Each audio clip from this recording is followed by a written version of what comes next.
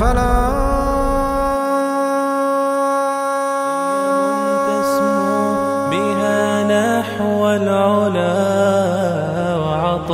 of them sided with the Crusaders, and they released a man who was the greatest arch enemy of Islam, a man called Reginald de Chatillon. Soon as he mustered up an army, he marched on Makkah. And when Salahuddin heard this, he dispatched an army under Husamuddin Lu'lu'.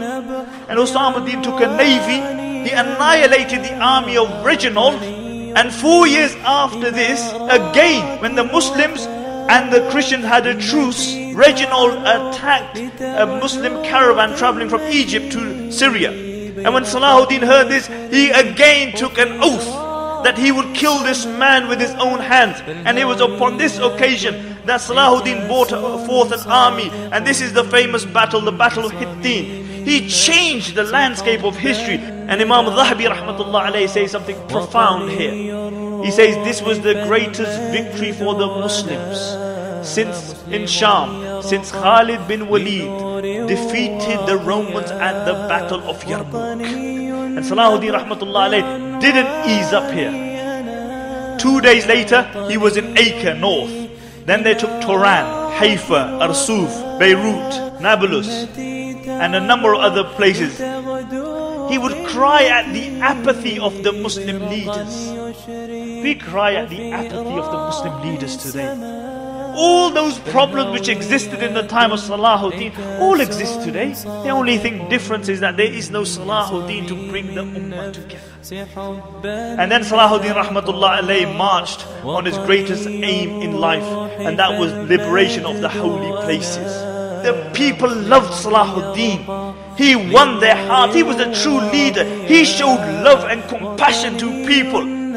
He was a Muhammadi. He was a mu'min. The only language that he understood was the language of the Quran. The only language that he understood was the language of Islam and Iman. This was the kind of man Salahuddin was. He wasn't just a warrior. He was a man of Allah subhanahu wa ta'ala. The good loved him, the bad loved him, the Muslims loved him, the non-Muslims loved him. Everybody loved Salahuddin. And what did this king leave behind him?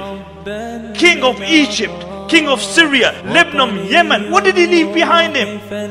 He left 1 dinar and 47 dirhams, some armor and a horse. This is all he left behind him. But I'll tell you what he left behind him. He left a legacy behind him. And on his tomb they wrote, "Oh Allah, as his final victory, open for him the gates of Jannah."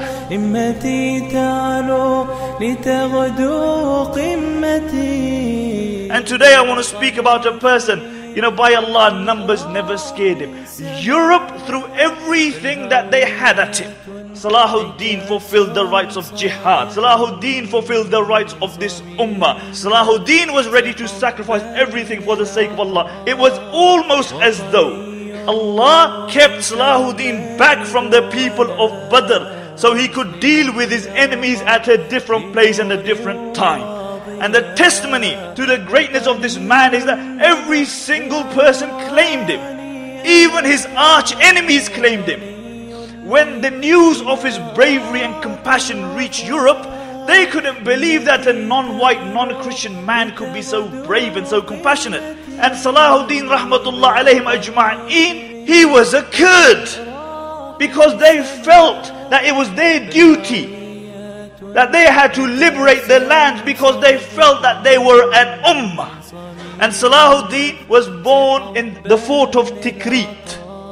And his mother mentioned that when I was pregnant with Salahuddin rahmatullah alayhi, I saw a dream that in my stomach I have a sword from the swords of Allah subhanahu wa ta'ala.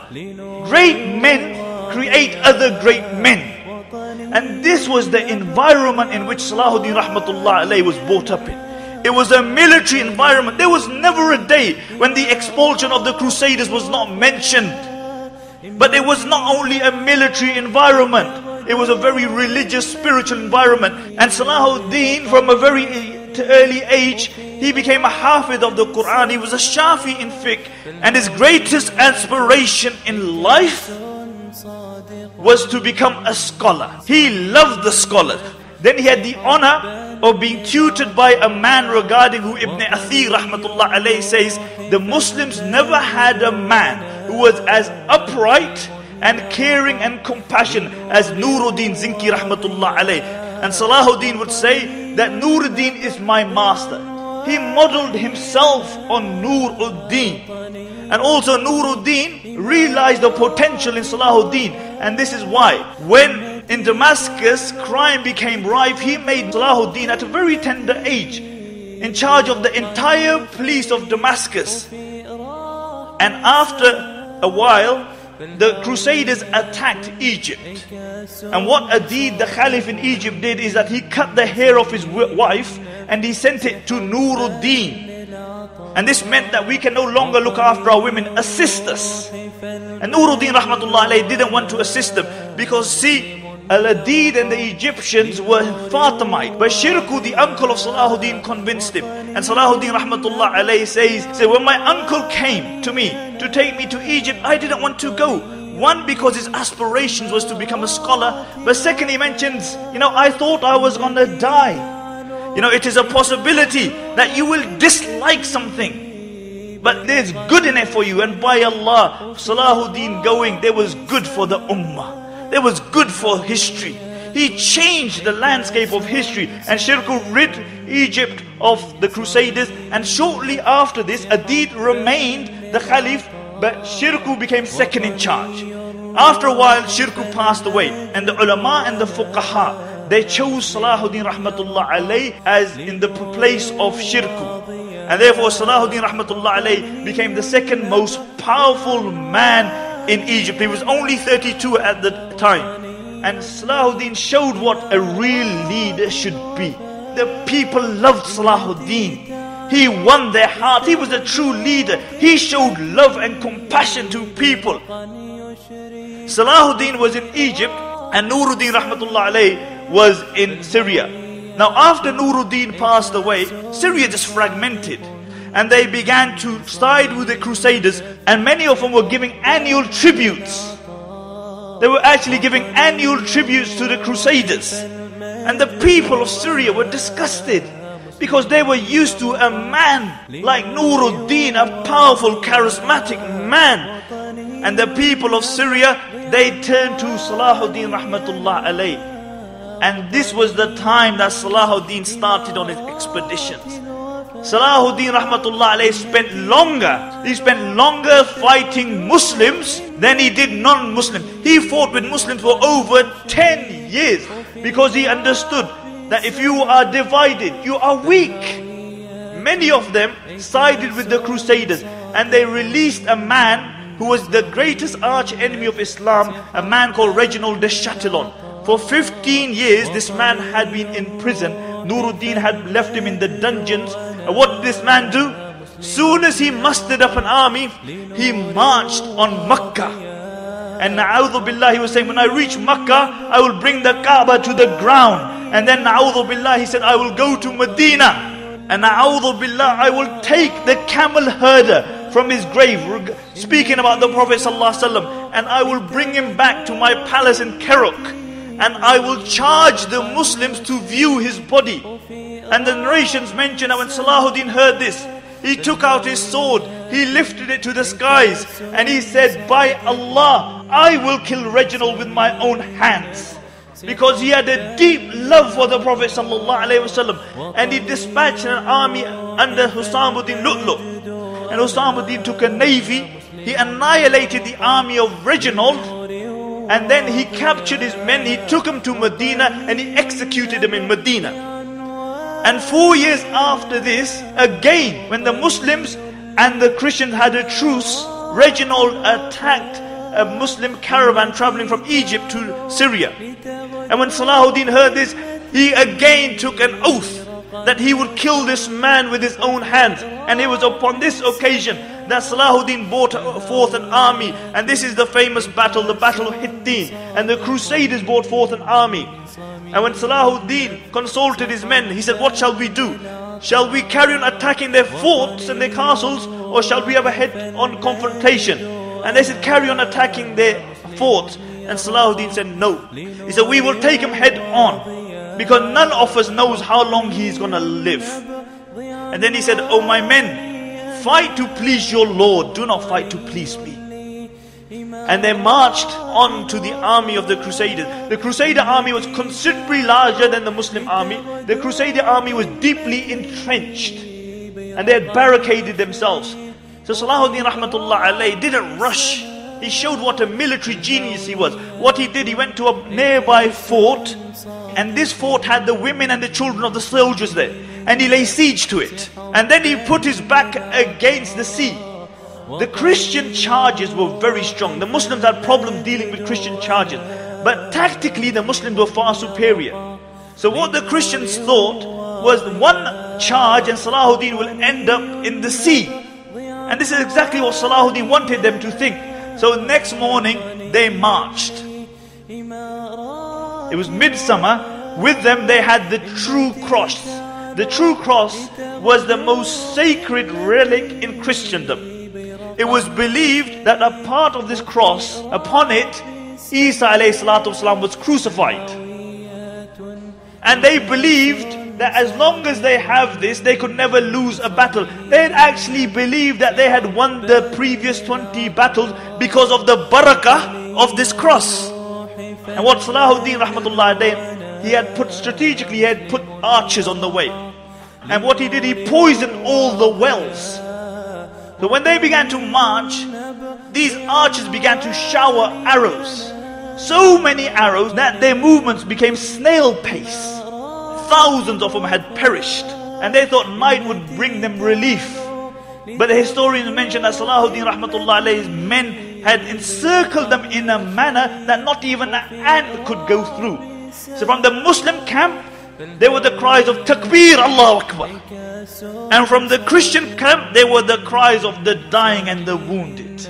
And next morning, Salahuddin rahmatullah alayhi noticed that the brushwood was dry and the wind was blowing in the direction of the Crusaders. So it's midsummer, no water, and they lit the brushwood. And then now they began to choke on the smoke as well. And it was here that the Muslims attacked, and they were reciting the verse, "And indeed it is a right upon us that we assist the believers." And then Salahuddin wanted to afflict the final psychological blow, and that was to capture the true cross. And Salahuddin rahmatullah alayhi sent the entire regiment to capture it. And when the regiment captured it, this totally demoralized the Christians, and they fell by the wayside, and only 150 of them remained standing around the king. 150 knights, and the Muslims attacked. And Salahuddin rahmatullah alayhi was watching this, and his brother was standing next to him, and he said, "Alhamdulillah, we have defeated them." And Salahuddin said, "Not yet." And then he attacked again, and the Christians went back, and his brother said, "Alhamdulillah, we have defeated them." And Salahuddin said, "Wait, not yet. When that tent falls, the tent of the king, then we have defeated them." And when Salahuddin rahmatullah alayhi was saying this, the tent fell. And what did Salahuddin do? What did he do? Did he jump up and down? He descended from his mount and he went into sajda, because he understood that victory and defeat is from Allah subhanahu wa ta'ala. And Salahuddin wasn't just a warrior. Ibn Shaddad mentions Salahuddin for years never missed salah with Jamaat. He didn't live in a palace, he lived on a tent in the battlefield. He wasn't just a warrior, he was a man of Allah subhanahu wa ta'ala. This was such a complete victory that when you looked at those who were dead, it was impossible to believe that anybody could have lived. And when you looked at those Christian crusaders who were alive, there were so many of them, one could not believe that any one of them was dead. And Imam al-Dhahabi rahmatullah alayhi says something profound here. He says this was the greatest victory for the Muslims since in Sham, since Khalid bin Walid defeated the Romans at the Battle of Yarmouk. That is a profound statement. And Salahuddin rahmatullah alayhi didn't ease up here. 2 days later, he was in Acre north. Then they took Turan, Haifa, Arsuf, Beirut, Nablus, and a number of other places. And then Salahuddin rahmatullah alayhi, the reason he took all the ports was so the Crusaders could not get any more reinforcements in. And then Salahuddin rahmatullah alayhi marched on his greatest aim in life, and that was liberation of the holy places. And somebody asked him, you're the king of Egypt, Syria, Yemen, Lebanon. You very rarely smile. He had everything. And Salahuddin rahmatullah alayhi said, how can I smile? How can food and water taste good to me when Bayt al-Maqdis is in the hands of the Crusaders? I wonder what Salahuddin would say if he was here today. And the astrologers had told Salahuddin, they said, oh Salahuddin, we have seen in the stars that if you try to take Jerusalem, you will lose an eye. And Salahuddin said, you talking about me losing an eye? I swear by Allah, I will take the holy lands, even if it means I walk into Jerusalem blind. And for 5 days, Salahuddin went around Jerusalem until on the 20th of Rajab, they found an ideal place to lay siege.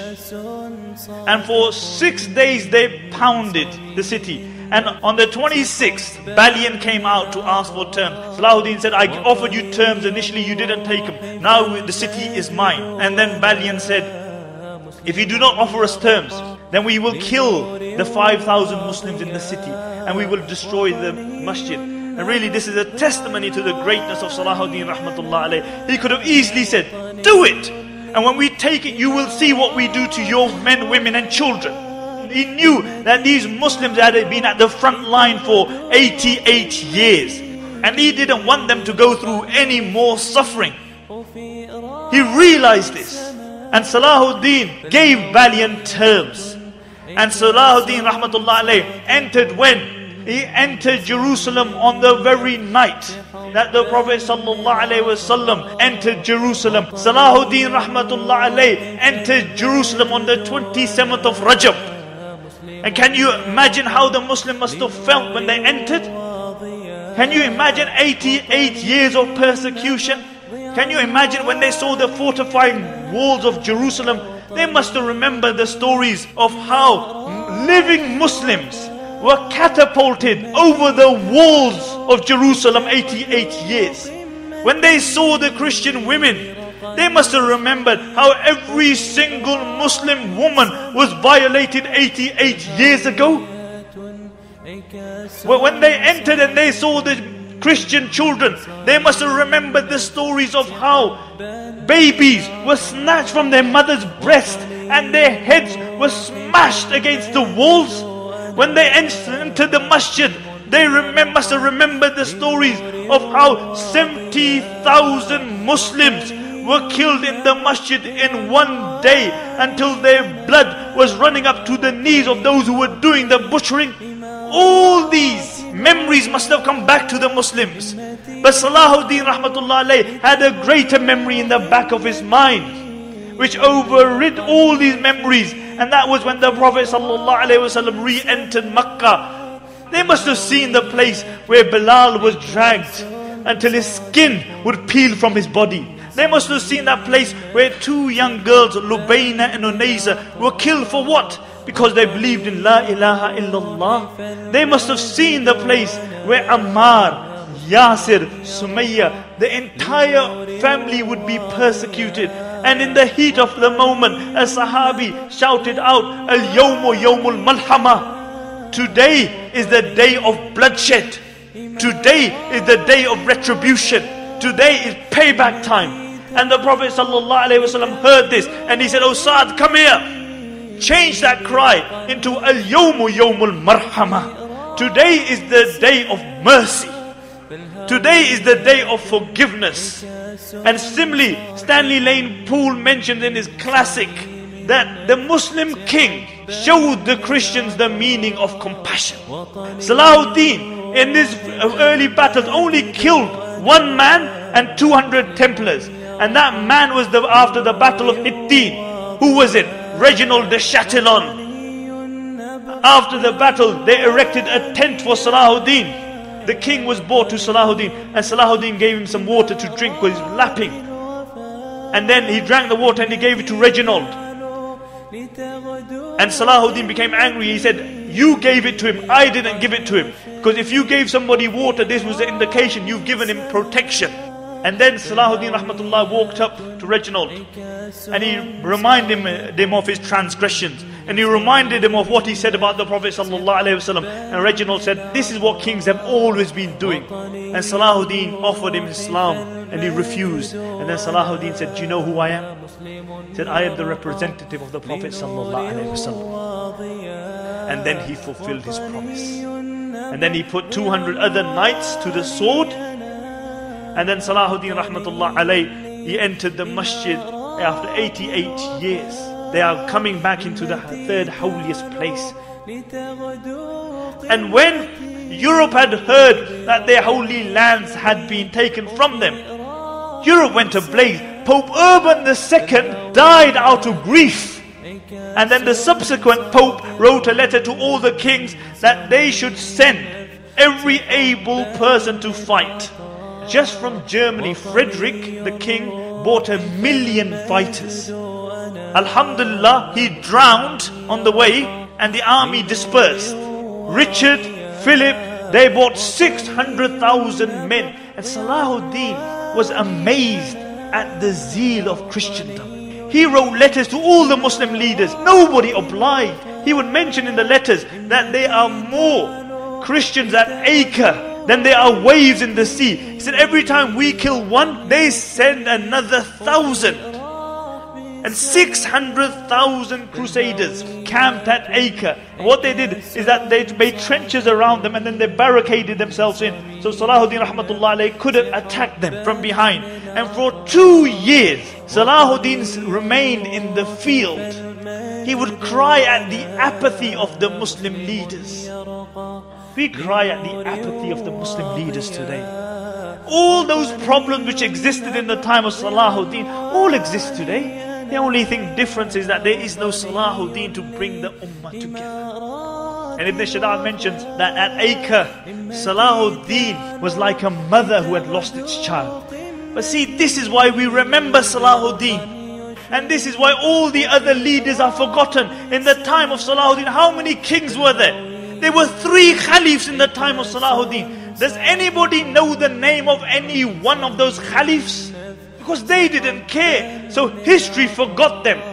But history remembers Salahuddin because he cared. When they lived in their palaces, where did Salahuddin live? He lived in a tent. When they slept on comfortable beds, when others had big meals in their palaces for 3 days, Salahuddin ate nothing. When others lived with their families in their palaces, Salahuddin was on the battlefield. He was dodging arrows. Ibn Shaddad mentioned that one day the news came that Salahuddin's brother had passed away. Then his nephew had passed away and he began to cry. And we didn't know why he was crying, but we began to cry with him. He says, then Salahuddin rahmatullah alayh went on the battlefield and it was as though nothing had happened. He was the same Salahuddin. And this is why history remembers Salahuddin. Finally, the Crusaders, after 2 years, the Muslims in Acre asked for terms. Richard gave them 2 terms. And then after that, he butchered every man, woman and child in Acre. And he mentions that day I was sitting next to Salahuddin rahmatullah alayh. And he prayed the 2 rakats and then he began to cry. And he was making dua. He said, oh Allah, all my own resources I have exhausted in assisting your deen. And the only thing I have left is that I turn to you. And I hold on to your rope and I ask you for your fadl and your grace. And Ibn Shaddad mentioned I saw Salahuddin cry until his beard became drenched. And then the mat in front of him became wet. That the next morning the news came that the Crusaders had lifted their siege. And Richard had said his famous statement, as long as a man like Salahuddin is protecting Jerusalem, you will never take it. And then it was Richard who asked for a truce. Salahuddin never asked for a truce. Salahuddin didn't want a truce. He would say that I fear that when I die, the Muslim armies would disperse and the Europeans will become strong. So the best that we can do is fight them. He had this greater goal. Ibn Shaddad mentioned that I was at Asqalan and this was the first time I had seen the sea. and the sea was pounding the waves. And I remembered the opinion of some scholars that anybody who goes to sea, his testimony shouldn't be taken because he can't be mentally sane. And he said, when I saw the nature of the sea, I understood the validity of this opinion. And whilst I was thinking this, Salahuddin came to me and he said, "Oh Ibn Shaddad, when we have cleansed the holy lands of the Crusaders, what I wish is that I go over this land and I spread the word of Islam until not one kafir is left on the face of this earth." And Ibn Shaddad said, "Oh Salahuddin, you are the pillar of this deen. You are the protector of this deen. What will happen if you die?" And Salahuddin turned to him and he said, "Oh Ibn Shaddad, what is the greatest of deaths?" And he said, "Martyrdom." And Salahuddin said, "That is what I desire." The truce took place and Balian said in the awe of Salahuddin, he said, "Oh Salahuddin, you have achieved something in Islam that nobody before you has achieved." He said 600,000 crusaders came and only 1 in 10 returned. It was almost as though Allah had kept Salahuddin alive just for that period. After the truce, Salahuddin went back to Damascus. And the narration mentioned that one wet day he went to visit the Hajis. When he came back, it was cold, it's wet. He became ill. And every day his state got worse. And Al-Imad mentioned, I was with Salahuddin when he was ill. He said the weaker his body got, the stronger his trust in Allah became. On the 9th day, Salahuddin became unconscious. And Sheikh Jafar mentions that I was reciting the Quran by his bed. And when I reached the verses, it is Allah and no Lord besides Him, the knower of the unseen. He says Salahuddin had been unconscious for a while. And I heard a faint voice saying, "Sahih, you have spoken the truth." And he mentioned, for 3 days I recited the Quran by the bed of Salahuddin. And he said, on the final day when he passed away, I reached the verse, "There is no God but Allah, and upon Him I trust." And I saw Salahuddin's face become radiant, and he recited the Shahada, and he left this dunya. And Ibn Shaddad mentioned that this was the greatest calamity to befall the Muslims since the demise of the Khulafai Rashidun. And Abdul Latif, the famous physician, says that he was mourned like a prophet because everybody loved him. He passed away at the time of Fajr, and after Dhuhr they brought his body out. And the narrations mention that people screamed and cried as though the whole dunya had just become one place. And many people, when they saw his dead body, they couldn't believe it. They became unconscious. The liberator of the holy lands. And what did this king leave behind him? King of Egypt, king of Syria, Lebanon, Yemen. What did he leave behind him? He left 1 dinar and 47 dirhams, some armor and a horse. This is all he left behind him. But I'll tell you what he left behind him. He left a legacy behind him. He left a legacy behind him, and on his tomb they wrote, "Oh Allah, as his final victory, open for him the gates of Jannah. Open for him the gates of Jannah." Salahuddin is one of the greatest heroes of Islam.